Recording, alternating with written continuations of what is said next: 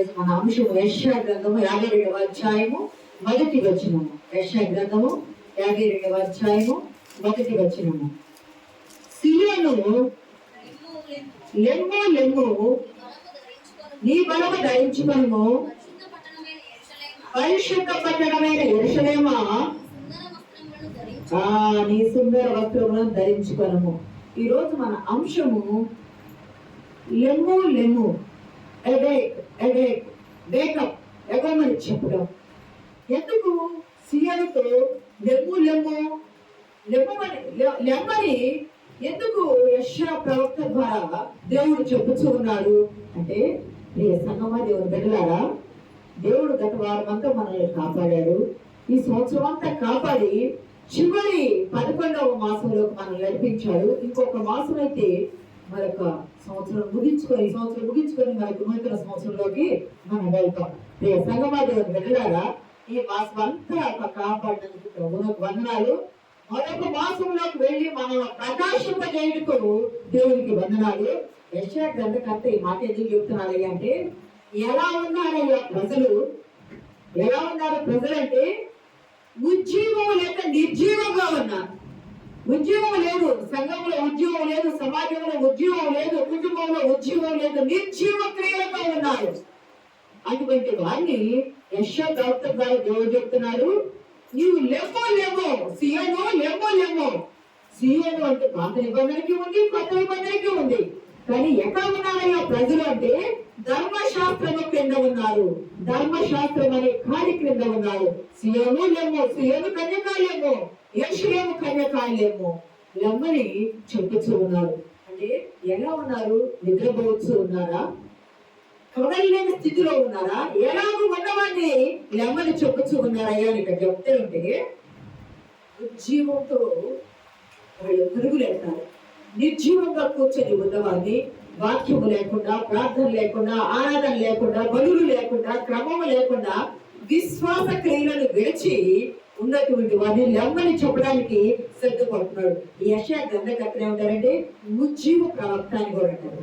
ఉద్యోగం లేపే ప్రవక్త అని కూడా, ఉద్యమం కొరకు ప్రజలను సిద్ధపాటు చేయడం కొరకు వచ్చే ప్రవక్త అని చెబుతూ ఉన్నారు. ప్రియ సంగమా, అయితే యెషయా ప్రవక్త అంటాడు, అయ్యా నేను అపవిత్రమైన పెదవులు గలవాడను. ఆరోగ్యంలో చూడవసలేదు, నేను అపవిత్రమైన పెదవులు గలవాడను అంటే అపవిత్రమైన పెదవులు ఆ యెషయా ప్రవక్తలో మహాదూతమైన స్వరూపంలో ఒకరు లేచి బలిపీఠం మీద ఉన్న కారుతో నిప్పు తీసుకొని తన పెదవులకు అంటించగా, నీవు పవిత్రమయ్యావు, నేను అపవిత్రమైన పెదవులు గలవాడను, అపవిత్రమైన పెదవులు గల జనుల మధ్య నివాసం చేస్తున్నానంటే అక్కడి నుండి ఎక్కడ నుండి?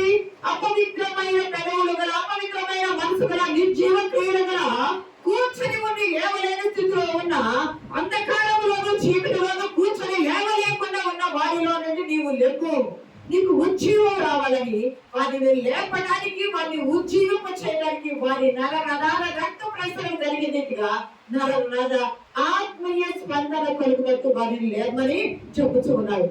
అంటే ఇది ఎటువంటి పరిస్థితి అంటే ఎమర్జెన్సీ అంటాం. అంటే ఇప్పుడు కరోనా వచ్చింది. కరోనా వచ్చినప్పుడు గవర్నమెంట్ ఏం చేస్తుంది?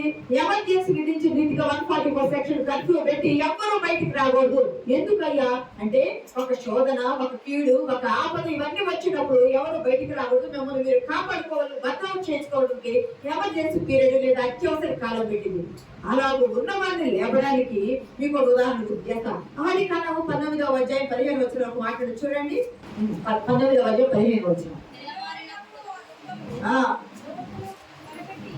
గట్టిగా చదవడము.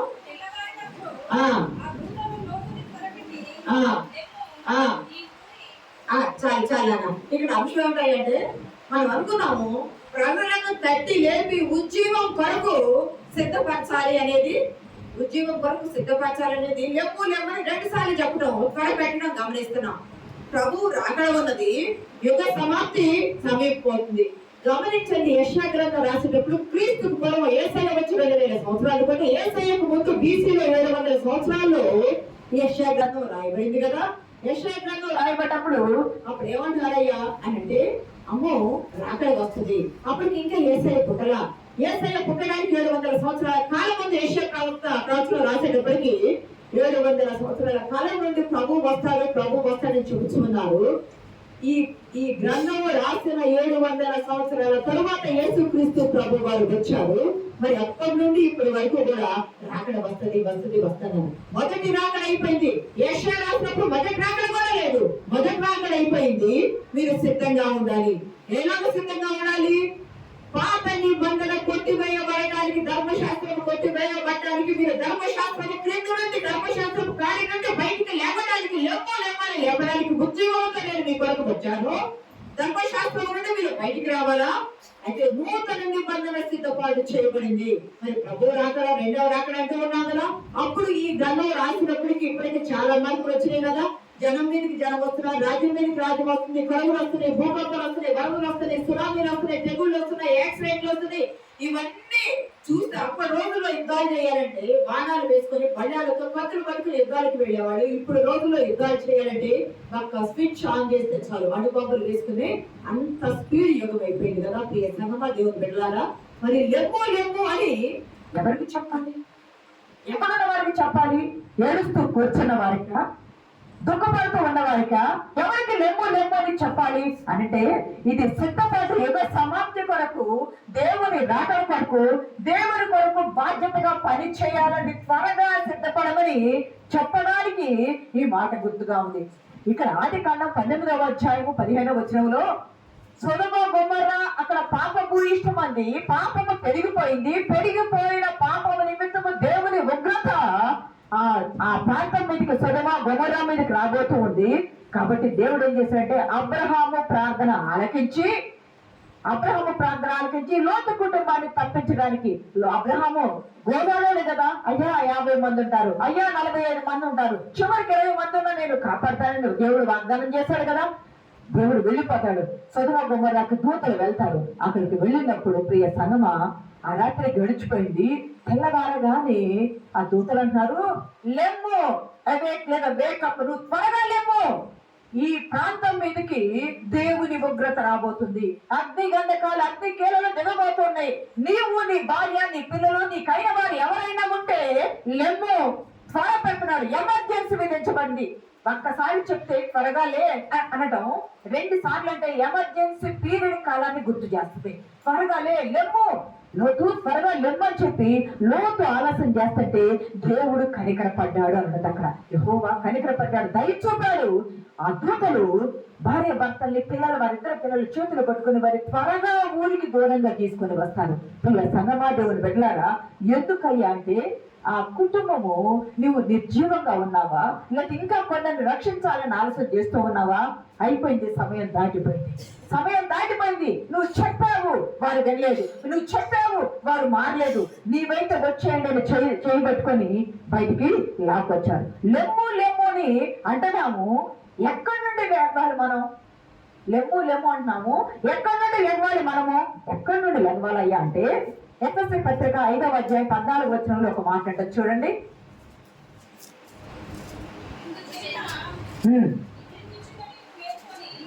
అందుచేత నిద్రించుచున్న నీవు మేల్కొని,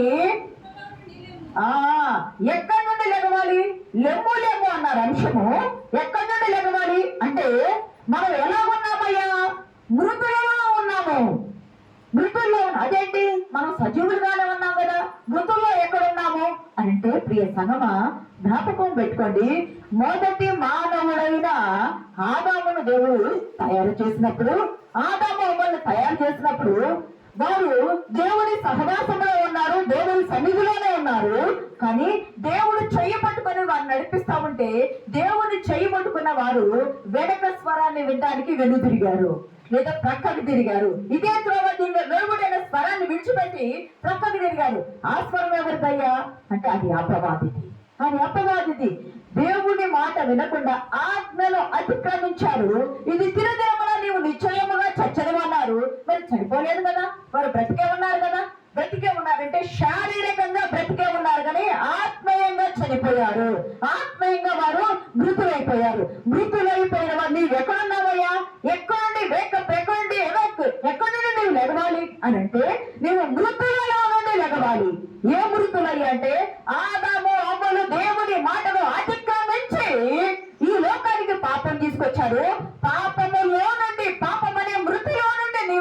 లెగవాల, మృతులలో నుండి లెగవాల. మరి మృతులంటే గమనించండి, క్రైస్తవ సమాజంలో నిద్రపోతున్న వారిని, మరణించిన వారిని నిద్రపోతున్నారు అంటారు. మృతులు అంటే పాపములో మృతి చెందటం, మృతులు అంటే ఆత్మీయంగా మృతి చెందటం. మరి క్రైస్తవ సమాజంలో మరణించిన వారిని నిద్రపోతున్నారు అంటే ఈ లోకములో మరణించటము, ఈ లోకములో నిద్రించటం అంటే పరలోకములో కళ్ళు తెరవటము. నిద్రపోయే వాళ్ళని తడితే లెగడానికి ఆస్కారం ఉంది. ఈ లోకములో వారు కళ్ళు మూసారంటే పరలోకములో దేవుని బిడ్డలు ఏం చేస్తారు? కళ్ళు తెరుస్తారు. ఎక్కడి నుండి లెగవాలయ్యా అనంటే బైబిల్ చెప్పే ప్రకారము మన మృతుల్లో నుండి లెగవాల. ఎందుకు మృతులు అయ్యాము? పాపము వలన వచ్చు జీతము మనకు మరణమైంది కాబట్టి మనం ఆత్మీయ మరణంలో మనం ప్రవేశించాం. ప్రియ సంగమా దేవుని బిడ్డలారా, ఆత్మీయ మరణంలోకి మనం వచ్చి ఉన్నాము. అందుకనే ఇక్కడ వాక్యం ద్వారా ఏం చెప్పబడుతున్నాయంటే మృతుల్లో నుండి లెగవాల. మనం ఎలా ఉన్నాము? అపరాధముల చేత, ఎఫెసీ 2:1 ఉంటది కదా, అపొస్తలుడైన పౌలు ఎఫెసీయులకు రాసిన పత్రికలో 2:1 మీరు అపరాధముల చేత, పాపముల చేత మీరు చచ్చిన వారై ఉండగా ఆయన మీ కొరకు క్రీస్తుతో కూడా మిమ్మల్ని బ్రతికించాడు. ప్రభు ఏం చేస్తాడంటే ఆయన మనల్ని క్రీస్తుతో కూడా బ్రతికించాడు. మనం ఎలాగ మృతులం అయ్యామో, ఆదాము అవ్వల నుండి వస్తున్న రక్తము నుండి, జన్మ కర్మ పాపముల నుండి మనం ఏమయ్యామంటే మృతులమయ్యాము. అపరాధముల చేత, పాపముల చేత మనము చచ్చిన వారమై ఉండగా యేసుక్రీస్తు ప్రభు వారు మనల్ని తనతో కూడా బ్రతికించారు. మనం ఎక్కడి నుండి లెగవాలయ్యా అని మనం అనుకుంటే, సియోను లెమ్ము, ప్రార్థన నిబంధన లెమ్ము, ఎక్కడి నుండి లెగవాలయ్యా? వర్షులను కన్యక లెమ్ము, ఎక్కడి నుండి లెగవాలంటే నీవు ధర్మశాస్త్రం అనే కాడి కిందనే బ్రతుకుచూ ఉన్నావు. అక్కడ నుండి నువ్వు లెగవాల. అపరాధము అనే కాడి కింద నుండి నువ్వు బ్రతుకుచున్నావు, నువ్వు లెగవాల. పాపము అనే మరణము నుండి నీవు బ్రతుకుచున్నావు, అక్కడ నుండి నువ్వు వాటిని విడిచిపెట్టాలా. మనుషులు కల్పించిన కల్పన కథలను విడిచి సజీవుడైన దేవుని వైపు చూస్తూ నీవు బ్రతకాల. ప్రకటనలో ఒక మాట అంటది కదా, ప్రకటన గ్రంథం 3:1 సార్దీసు సంఘం గురించి ఒక మాట చెప్తాడు. అది ఏ కాలం అయ్యా అంటే అపొస్తలుడైన యోహాను, శిష్యుడైన యోహాను రాసినటువంటి ఈ ప్రకటన గ్రంథంలో అది ఏ కాలమయ్యా? సార్దీసు సంఘము ఉన్న కాలము చీకటి కాలము. క్రైస్తవులు అనేవారికి, క్రైస్తవ్యాన్ని వెంబడించే వారికి చీకటి కాలము, బహుశోధనా కాలము. అటువంటి శోధనా కాలములో ప్రభు అన్నాడు, నీ క్రియలను నేను ఎరుగుదును. ఎందుకు? ఏమనగా నీవు జీవించుచున్నావన్న పేరు మాత్రం ఉన్నది కానీ నీవెవరివి? మృతుడవే. నీవు జీవించుచున్నావన్న పేరు ఉన్నది, నువ్వు జీవిస్తున్నావు, నేను జీవిస్తున్నాను, నేను బ్రతుకుతున్నాను. గమనించండి, హెల్త్ బాగాలేని వాళ్ళకి ఎవరైనా ఉంటారు కదా, ఆ అనుభవం నేను కూడా నా కుటుంబంలో అనుభవించాను. ఆరోగ్యం బాగలేకపోతే హాస్పిటల్ తీసుకెళ్తే ఎమర్జెన్సీ అంటే ఆక్సిజన్ పెడతారు, లేదా ఇంకా క్రిటికల్ పొజిషన్ అన్నప్పుడు ఆర్ఐసి, రెస్పిరేషన్ ఇంటెన్సివ్ కేర్ యూనిట్లో పెడతారు. అప్పుడు ఏం చేస్తారు? ఊపిరి తీసుకోవడానికి మామూలుగా ఉంటేనేమో ఆక్సిజన్ పెడతారు, ఊపిరి తీసుకోవడానికి వెంటిలేషన్ పెట్టి, నోట్లో వెంటిలేషన్ పెట్టేసి వాళ్ళు ఏం చేస్తారంటే ఆ శ్వాస, కృత్రిమ శ్వాస ఇచ్చి బ్రతికించడానికి ప్రయత్నం చేస్తారు. అటువంటి వాళ్ళు, అలా ఉన్నవాళ్ళు ఎలా ఉంటారు అంటే జీవించుచున్నావన్న పేరు ఉన్నది కానీ నీవు మృతుడవే. జీవించుచున్నామనే పేరు ఉంది, ఆ పేరైతే ఉంది, మనం బ్రతికాము అన్నట్టు ఉన్నాము, కానీ మనం ఎలా ఉంటాము? మృతులుగా, చనిపోయిన వారిగా ఉంటాము. మీరు గమనించండి, అయ్యగారిని గమనిస్తే చెప్పుకుంటే దుఃఖం అనిపిస్తుంది. అయ్యగారిని గమనిస్తే హాస్పిటల్లో ఉన్నప్పుడు ఆక్సిజన్ పెట్టారు, కొన్ని సందర్భాల్లో వెళ్ళేటప్పుడు మాట్లాడారు, 3వ రోజు కూడా మాట్లాడారు, 3వ రోజు మాట్లాడిన రాత్రి నుండి వెంటిలేషన్ పెట్టారు. చూస్తే అక్కడికి వెళ్తే కళ్ళు తెరిచి కొన్ని రోజులు కళ్ళు తెరిచి చూశారు. తర్వాత వాళ్ళు సజెషన్ మత్తిస్తూ ఉంటారు కదా, ఎందుకు అయ్యండి ఇవన్నీ లాగేసుకోకుండా కట్టి మత్తిస్తూ ఉంటారు. అంటే ఎందుకు అలా ఇస్తారు? మనుషులు బ్రతికినట్టే ఉంటారు కానీ బ్రతకలేరు. ఆ కృత్రిమ శ్వాస ఇచ్చినంత కాలము వాళ్ళు ఉన్నట్టుంటారు. ఒకవేళ అది కానీ తీసేస్తే వాళ్ళ ఊపిరి ఆగిపోయింది. మనము అది అనారోగ్యం వచ్చి బాగలేని వాళ్ళకి వాళ్ళు అలా ఉన్నారంటే ఓకే, కానీ దేవుని బిడ్డలని, దేవుని సంఘంలో ఉన్నాం, దేవుని వాక్యములో ఉన్నాం, దేవుని ప్రార్థనలో ఉన్నాం, ఆయన ఆరాధిస్తూ ఉన్నాం. కానీ మనం ఎలాగున్నామంటే ఆరాధన అంటే ఆశ ఉండదు, వాక్యం అంటే ఆసక్తి ఉండదు, ప్రార్థన మీద ఉజ్జీవం ఉండదు. ఎలాగున్నామంటే ఒక్క ఆదివారం వెళ్ళాము, లేకపోతే మనం ఎలా నిత్యం బ్రతికి ఉన్నామన్న పేరు మనకు ఉన్నది, కానీ మనం ఎలా ఉన్నామంటే మృతులుగా ఉన్నాము. యెషయా ప్రవక్త చెప్తున్నాడు, లెమ్ము నీ నిర్జీవ క్రియలను విడువు, నిర్జీవ క్రియలను విడువు. ఆదిమ సంఘంలో కూడా, లేదా 1500, 1600లో కూడా, లేదా 1800 శతాబ్దంలో కూడా ఇంగ్లాండ్ దేశానికి మెథడిస్ట్ పార్టీ వచ్చింది, మెథడిస్ట్ చర్చ్ వచ్చింది కదా.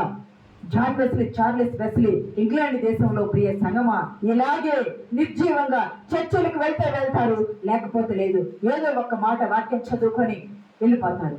కానీ జాన్ వెస్లీ, చార్లెస్ వెస్లీ వచ్చి ఉజ్జీవాన్ని ప్రపంచమంతటా ఉజ్జీవం రగిలించారు.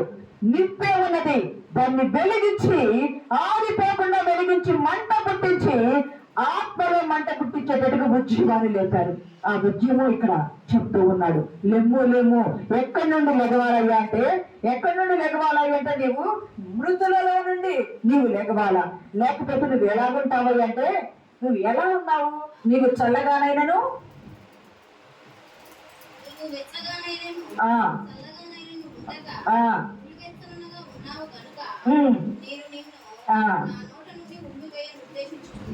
నువ్వు ఎలా ఉన్నావు?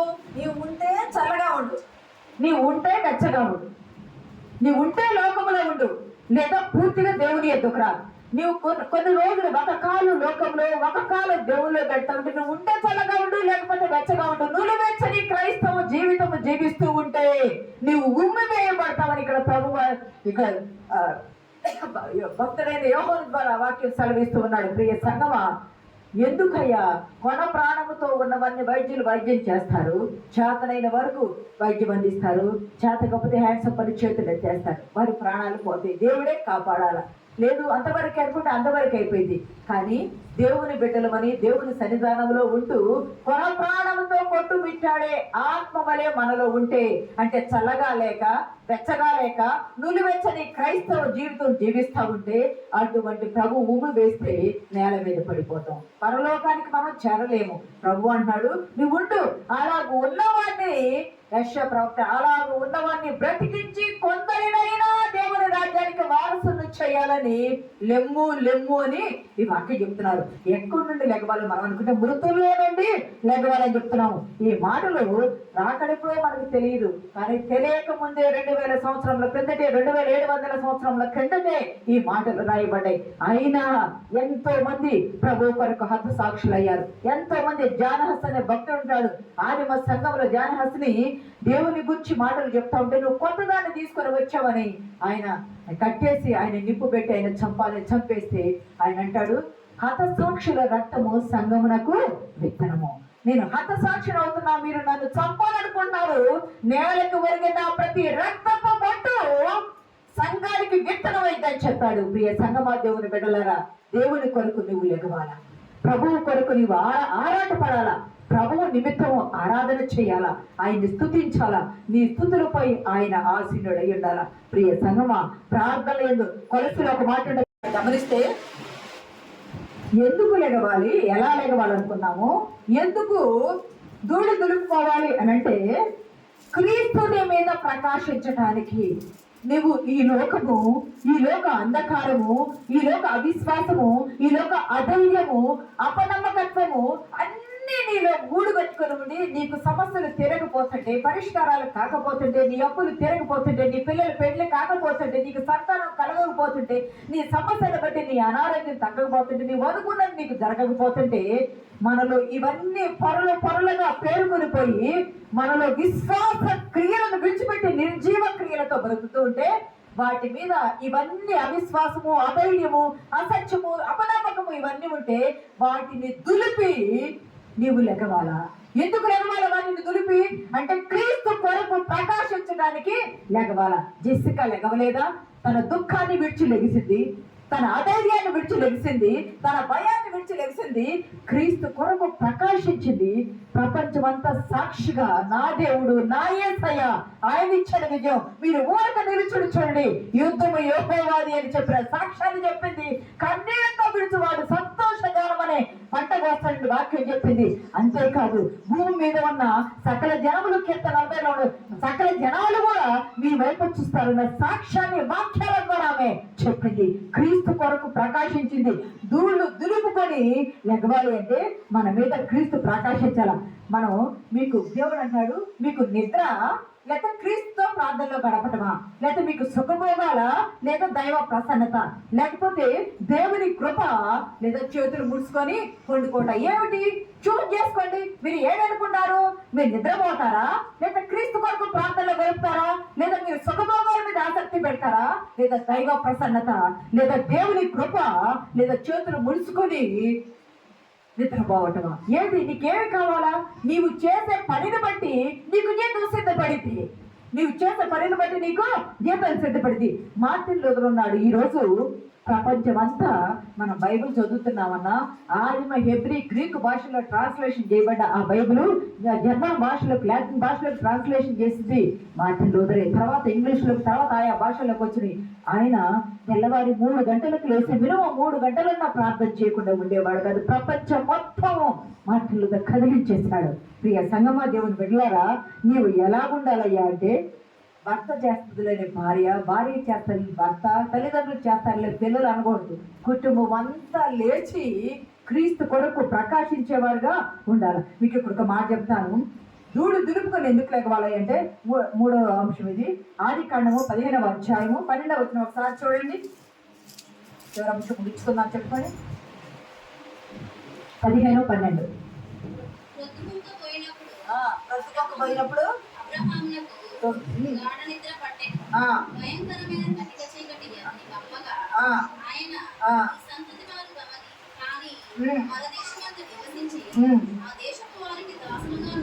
ఇక్కడ గమనించినట్లయితే 15వ అధ్యాయం మొదటి వచనం చూడవసలేదు కానీ యెహోవా వాక్యము అబ్రహామును దర్శింపగానే ఉందా? యెహోవా వాక్యము చదవండి 15:1. ఇవి జరిగిన తర్వాత యెహోవా వాక్యము అని గమనించండి ఈ మాట. అబ్రహామునకు దర్శనమందు వచ్చి యెహోవా వాక్యము యోహాను సువార్తలో కూడా కదా, ఆది యందు వాక్యముండెను, వాక్యము దేవుని యందు ఉండెను, వాక్యము దేవుడై ఉండెను, ఆ వాక్యమే శరీరధారి అయి కృపా సత్య సంపూర్ణుడిగా మన మధ్య నివసించడం ఉంది కదా. ఆ వాక్యము ఏ వాక్యము? యేసుక్రీస్తు అనే వాక్యము అబ్రహామును దర్శింపగా, అబ్రహామును దర్శించిందంట. అబ్రహామా, నేను నీకు బహుమానం అత్యంత చేస్తానయ్యా, నేను కేడమైందా నీకు బహుమానం ఇస్తానంటే అబ్రహాం అంటాడయ్యా, నువ్వు నాకు ఏమి ఇచ్చినా ఏమయ్యా, నాకు వారసుడు లేడు కదా అని చెప్పినప్పుడు బయటికి తీసుకొచ్చి ఆకాశ నక్షత్రాలను చూపిస్తాడు. ఇట్లా ఇస్తా నీకు సంతానం అన్నాడు. ఇంకా అక్కడ సాంప్రదాయం ప్రకారం అక్కడ బలివ్వమని కోరినప్పుడు, అక్కడ సాంప్రదాయం ప్రకారం బలివ్వమని కోరినప్పుడు ప్రియ సంగమా దేవుని బిడ్డలారా, అబ్రహాము బలి ఇవ్వడానికి 3 ఏళ్ల పెయ్యను తీసుకున్నాడు, 3 ఏళ్ల మేకను తీసుకున్నాడు, 3 ఏళ్ల పొటేలను తీసుకున్నాడు, ఒక పావుర పిల్లని తీసుకున్నాడు, ఒక గువ్వను తీసుకున్నాడు. ఈ 5 తీసుకొని పోయి నడుము వరకు పక్షుల రెండింటినీ ఏమి చేయలేదు కానీ, చంపలేదు కానీ, ఈ 3 జంతువులు పెయ్యను, మేకను, గొర్రెను తీసుకొని ఆ 3 ఏళ్ళు ఉన్నాయి తీసుకొని నడుము వరకు 2 తునకలుగా, 2 ముక్కలుగా, ఖండాలు 2 ఖండాలుగా చేసి ఈ ఖండం ఎదురుగు ఈ ఖండాన్ని, ఈ ఖండం ఎదురుగు ఈ ఖండాన్ని అట్లా పెడతారు. అక్కడ సాంప్రదాయం ఏమిటయ్యా? అయ్యా నేను నీకేదైనా ఒకటి చేస్తాను అని చెప్పినప్పుడు అది ప్రమాణం చేయాలి. ఎలా ప్రమాణం చేస్తారు? నేను చేస్తాను. ఇప్పుడు ఆకాశం తోడా, భూమి తోడా, ఏ తోడంటారు? మనకంటే గొప్పదైన తోడంటారు. కానీ దేవుడు నా తోడు అంటానికి దేవుని కంటే ఇంకెవరన్నా ఉన్నారా గొప్పవాళ్ళు? ఎవరు లేరు కదా. దేవుడు ఏం చేశాడంటే, అబ్రహ్మా నేను నీకు ప్రమాణం మాటదే నిబంధన చేస్తున్నాను కదా, నేను నీతో ఇవి పెయ్యను, గొర్రెను, మేకను నువ్వు రెండు ఖండాలుగా, 2 భాగాలుగా చేసి ఒకదాని ఎదుటి ఒకటి పెట్టు అని పెట్టినప్పుడు గ్రద్దలు వాళ్ళడానికి వచ్చినాయంట. గ్రద్దలు అంటే అపవిత్రాత్మకు గుర్తుగా ఉంటాయి, గుర్తు పెట్టుకోవాలా. అపవిత్రతకు గుర్తుగా ఉంటాయి అవి. ఎందుకంటే శవాలను పీక్కొని తింటాయని అంటారు. గ్రద్దలు వాళ్ళకి వచ్చినప్పుడు అబ్రహాము వాటిని తోలాడంట. అక్కడ కూర్చొని ఉన్నప్పుడు అబ్రహాం అనుకున్నాడు, అరే నేను ఇక్కడ వీటిని వేసాను, దేవుడు ఆకాశం నుండి అగ్నిని దింపి వీటిని దహించి వేస్తాడని అబ్రహాం ఎదురు చూస్తూ ఉన్నాడు. కానీ ఆకాశం నుండి అగ్ని దిగలా. అప్పుడు అబ్రహాం నాకంట గాఢ నిద్ర పట్టింది. గాఢ నిద్ర యోనా పోయాడు గుర్తుందా?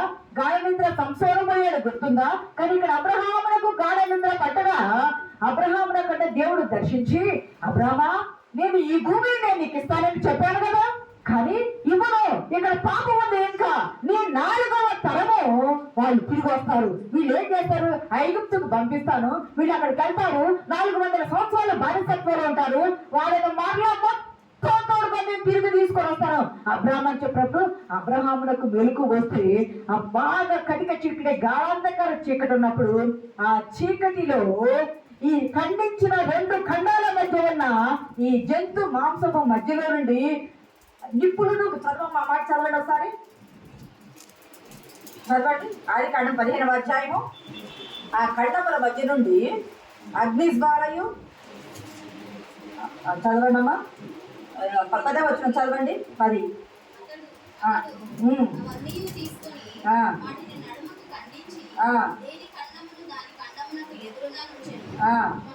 పదిహేడవ వచనం చదవమ్మా. మరియు ప్రొద్దుగుగా కటిక చీకటి పడినప్పుడు రాజుచున్న పొయ్యియు అగ్నిజ్వాలయు కనబడి ఆ ఖండముల మధ్య నడిచిపోయాను. ప్రియ సంగమా, దేవుని బిడ్డలారా గమనించండి. ప్రొద్దుగుక్కింది, కటిక చీకటైంది, ఆకాశం నుండి అగ్ని దిగలేదు, ఆ ఖండాలను దహించి వేయలేదు, కానీ రాజుచున్న పొయ్యియు అంటే మండించబడే పొయ్యి అగ్నిజ్వాలయు ఆ ఖండముల మధ్య నుండి నడిచిపోయాను. మన దేవుడు దహించు అగ్ని అయి ఉన్నాడు. ఆ దేవుడు ఖండించిన ఆ ఖండముల మధ్య నుండి ఆయన నడుచుకుంటూ పోయాడు. ఎవరైనా ఆ ప్రాంత సాంప్రదాయం ప్రకారం చెప్పాను కదా, ఖండించి, జంతువును ఖండించి, నేను మీతో ప్రమాణం చేస్తున్నాను ఈరోజు, ఏమని, నేను నీకు ఇది చేస్తానని ప్రమాణం చేస్తే ఏం చేస్తారు ఏంటంటే ఒక జంతువును వధించి ఆ ఖండముల మధ్య నుండి నడిచిపోతారు. ఖండముల మధ్య నుండి ఆ జంతువును వధిస్తారు కదా, వధించిన 2 ఖండాలు ఇట్లా పెడితే ఇక్కడ పెట్టి మధ్యలో నుండి నడుచుకుంటూ వెళ్తారు. ఎందుకయ్యా అంటే ఈ జంతువును వధించి బలియించి ఈ ఖండాల మధ్య నుండి నేను ప్రమాణం చేస్తూ నడుచుకుంటూ వెళ్తానా, ఈలాగు నేను చెయ్యకపోతే నేను కూడా 2 ఖండాలుగా కావాలని, 2 ముక్కలుగా చేర్చబడాలి అని అర్థం ఇచ్చే సాంప్రదాయం అక్కడుంది. ఆ సాంప్రదాయం ప్రకారమే దేవుడు అబ్రహామునకు ప్రత్యక్షమయ్యి అబ్రహామునకు గాఢ నిద్ర కలుగు చేసి అబ్రహామును చెప్పాడు. ప్రియ సంగమా, దేవుని బిడ్డలారా గమనించండి, ఇక్కడ అబ్రహాము నిద్రపోయాడు. అబ్రహాము రావడానికంటే ముందు మొదటి ఆదాము గుర్తుందా? మొదటి ఆదాము అంటే ఆదాము ఆది కాండంలో ఆదామునకు కూడా గాఢ నిద్ర పట్టింది. ఆదామునకు గాఢ నిద్ర పట్టినప్పుడు దేవుడు గాఢ నిద్ర కలుగజేసి ఆదాము ప్రక్కట ఎముక నుండి స్త్రీని తీసి ఎముకను తీసి ఆ ఎముకతో స్త్రీని నిర్మించి ఆదాముకి ఇచ్చాడు. ఆమె ఏమైంది? అవ్వ పెండ్లి వధువైంది. ఆదాము వరుడయ్యాడు, అవ్వ ఏమైంది? పెండ్లి వధువైంది. ఇదిగో నీ భార్యని తీసుకొచ్చి ఇచ్చాడు కదా అంటే ప్రక్క గాయము చేసి గాఢ నిద్ర కలుగు చేసి గాయము చేసి గాయము నుండి స్త్రీని చేసి ఆ స్త్రీని భార్యగా ఇచ్చాడు. ఆమె వధువైన పెండ్లి కుమార్తె అయింది. కానీ అబ్రహామునకు గాఢ నిద్ర కలుగు చేసి అబ్రహామునకు రాబోయే నీకు నక్షత్రాల వల్ల ఇస్తానయ్యా అని దేవుడు చెప్పాడు కదా. కొంచెం జాగ్రత్తగా వినాలి. ఇక్కడ నక్షత్రాల వల్ల విస్తరింప చేస్తానని చెప్పాడు కదా. ఎందుకయ్యా అంటే ఆమెమో వధువైంది. ఇక్కడ అబ్రహాము గర్భవాసమున, అప్పటికి అబ్రహాము సంతానం లేరు, ఇప్పుడు గర్భవాసమున పుట్టబోయే కుమారుడు ఇస్సాకు ద్వారా సకల వంశాలకు రాజు, సకల వంశాలకు సకల గోత్రాలకు సర్వలోకానికి రాజు అయిన యెహోవా అని యెషయా గ్రంథం 6లో 6 చూడవసరం లేదు. కానీ రాజు దేవుడైన యెహోవా అబ్రహాము నుండి రాబోతున్నాడు. అందుకే యేసుక్రీస్తు ప్రభు వారికి కూడా సిలువ మీద ఉన్నప్పుడు ప్రక్కలో పొడిచారు, గుర్తుందా మీకు? ప్రక్కలో సైనికులు పొడవుగా నీళ్లును రక్తమును కారెను. అక్కడ గాయము చేసి ఆదామునకు గాయము చేయగా భార్య వచ్చింది, వధువు పెండ్లి కుమార్తె వచ్చింది. యేసుక్రీస్తు ప్రభు వారికి గాయము చేయగా వధువు సంఘం వచ్చింది. అపొస్తలుల కార్యం 20వ అధ్యాయం 8వ వచనం ఒకసారి చూడండి అమ్మా.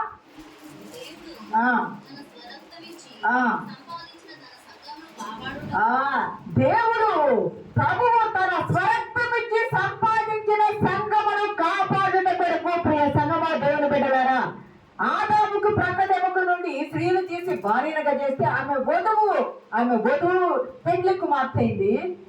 యేసుక్రీస్తు ప్రక్కన పొడవుగా ఆయన రక్తము నీళ్లు కారగా తన స్వరక్తమిచ్చి సంపాదించిన వధువైన సంఘము ప్రభు నామానికి మహిమ కలుగును గాక. మనం ఎవరమయ్యా అంటే, నువ్వు మృతుల్లో నుండి ఎందుకు లేగవాలా, నువ్వు నిద్ర నుండి ఎందుకు లేగవాలా, నువ్వు దూడు దులుపుకొని ఎందుకు లేగవాలా అంటే, నువ్వు వధువైన సంఘము. తన ప్రాణం ఇచ్చి నేను కొన్నాడు స్వరక్తమిచ్చి సంపాదించుకున్నాడు కాబట్టి నువ్వు క్రీస్తు కొరకు ప్రకాశించాలి. దూడు దులుపుకొని నువ్వు ప్రకాశించాలి. ప్రకాశించడానికి మనం చేసుకోవాలనుకున్నాం కదా. బైబిల్లో ప్రకాశించడానికి ఎవరిని ఎన్నుకున్నారయ్యా అంటే, అబ్రహాముని ఎన్నుకున్నాడు దేవుడు. చాలా సార్లు చెప్పుకున్నాం. అబ్రహాం ఎందుకు ఎన్నుకున్నాడు? పిలిచినప్పుడు అబ్రహాం ఏంటి? అబ్రహాం పేరేంటి? Abram, ABRAM, Abram. కానీ దేవుడు పిలిచి అబ్రహాం హా పెట్టాడు. అంటే ABRAM అబ్రామ్. కానీ అబ్రామ్కి ABRAHAM HA కలిపాడు అంటే హా. ఈ మాట గమనించండి. ఇంతకు చెప్పారో లేదు నాకు గుర్తులేదు, చెప్పాను లైట్లో చెప్పాను ఒకసారి. హీబ్రూలో ఇప్పుడు ఇంగ్లీష్లో మనకి 26 అక్షరాలు ఉన్నాయి కదా, A to Z ఉన్నాయి కదా, A to Z మనకు వచ్చిన ఆల్ఫాబెట్స్ వస్తాయి కదా. అలాగే గ్రీక్లో కూడా ఉన్నాయి. ఆల్ఫా బుక్ సెంటర్ అంటాము, ఆల్ఫా హోటల్ అంటాము, ఒమేగా హాస్పిటల్ అంటాము. ఒమేగా అంటే ఏంది? అంతము. ఎవరైనా ప్రాణాలు పోయేటప్పుడు మీ చివరి దశలో వచ్చిన మా దగ్గరకు తీసుకురండి, మేము కాపాడుతామని పెట్టబడితే ఒమేగా అంటే. కానీ హీబ్రూలో అక్షరమాల్లో మన తెలుగులో ఇలా రీతిగా హీబ్రూలో ఆలెఫ్, బేట్, గీమేల్, దాలెత్, హే, వావ్, జాయిన్ ఇట్లా 22 అక్షరమాలలు ఉంటాయి. 22 శ్లోకాలు అంటారు దాన్ని. ఈ 22 అక్షరాల్లో ఆలెఫ్, బేట్, గీమేల్, దాలెత్, హే అనే అక్షరము మనము ఏబిసిడీలు కలిపి రాసినట్టుగా హే అంటే HEY. కుడి పక్క నుండి చదువుతారు హీబ్రూ లాంగ్వేజ్. హే అంటే HEY, దాన్ని H అనే అక్షరంతో రాస్తారు. ప్రియ సంగమా, అబ్రహాములకు దేవుడు ఏం కలిపాడు? HA కలిపాడు కదా.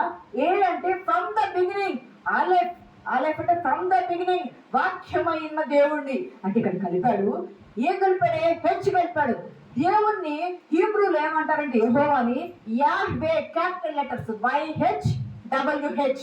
YH పోయే వారం అంత ముందు వారం చెప్పాం. YHWH అంటే యాహ్వే అంటాం. అంటే హే అనే అక్షరానికి అర్థం ఏమిటాయి అంటే బ్రీతింగ్, శ్వాస. దేవుడు ఆదామును చేసినప్పుడు మట్టి బొమ్మ కదా. ఆదాము డస్ట్, మట్టి నుండి తీసి చేశాడు కదా. ఆదాము మరి ఎలా మనిషి అయ్యాడు? దేవుడు తన ఊపిరిని, తన జీవవాయువుని వదిలినప్పుడు నరుడేమయ్యాడు? జీవాత్మ అయ్యాడు. ప్రియ సంగమా, హే అనే అక్షరమాలకు అర్థం ఏమిటాయి అంటే శ్వాస, ఊపిరి, బ్రీతింగ్ అనే అర్థము. ప్రియ సంగమా, అబ్రహాము ఎలాగున్నాడు? 99 సంవత్సరాలు వచ్చినాయి కదా. మృతతుల్యమైంది, శరీర భాగాలు చచ్చుపడిపోయినట్టయి. శారాకు స్త్రీ ధర్మం ఉడిగిపోయింది. పిల్లలు పుట్టే అవకాశమే లేదు. కానీ హే అనే మాటకు అర్థము ఊపిరినిచ్చాడు, శ్వాసనిచ్చాడు. ఆయన తన నరనరాన జీవపు సత్వమునిచ్చి నూతన అవయవ నిర్మాణం ఇచ్చి, నయమాను ఎలీషా మునగమన్నప్పుడు యోర్దాను నదిలో మునిగితే పసిపిల్ల దేహం అయింది కదా. అలాగనే అబ్రహామును కూడా ఊపిరినిచ్చాడు. హే అనే అక్షరం H పెట్టి, అంటే తన పేరును, తన ఊపిరిని, తన జీవాన్ని ఇచ్చి అబ్రహామును నిర్మించి, ప్రియ సంగమా, అతని గర్భాన 100 సంవత్సరముల ప్రాయములు ఇస్సాకునిచ్చి, ఇస్సాకు ద్వారా యాకోబు, అలాగే యేసుక్రీస్తు ప్రభు వారు రావడానికి కారణమైంది. ఎందుకయ్యా అంటే, నిన్ను నేను హెచ్చిస్తాను. అబ్రహాం అంటే ధనవంతుడు, స్థితిమంతుడు, గొప్పవాడు, హెచ్చించబడినవాడు. అటువంటి అబ్రహాముని అబ్రహాముగా పిలిచాడు. అంటే జనములకు లేదా విశ్వాసులకు తండ్రి. ఎంత విశ్వాసం? ఎప్పుడు నమ్మాడు విశ్వాసము? ధర్మశాస్త్రం వచ్చినప్పుడు, పదాజ్ఞలు వచ్చినప్పుడు నమ్మాడా? కాదు. ధర్మశాస్త్రం రాకముందు దేవుని నమ్మాడు. అది అతనికి నీతిగా ఎంచబడింది. 1 కొరింథీ పత్రిక 15వ అధ్యాయం 42వ వచనం చూడండి ఒకసారి. 45వ వచనం. 1 కొరింథీ పత్రిక 15వ అధ్యాయం 45వ వచనం.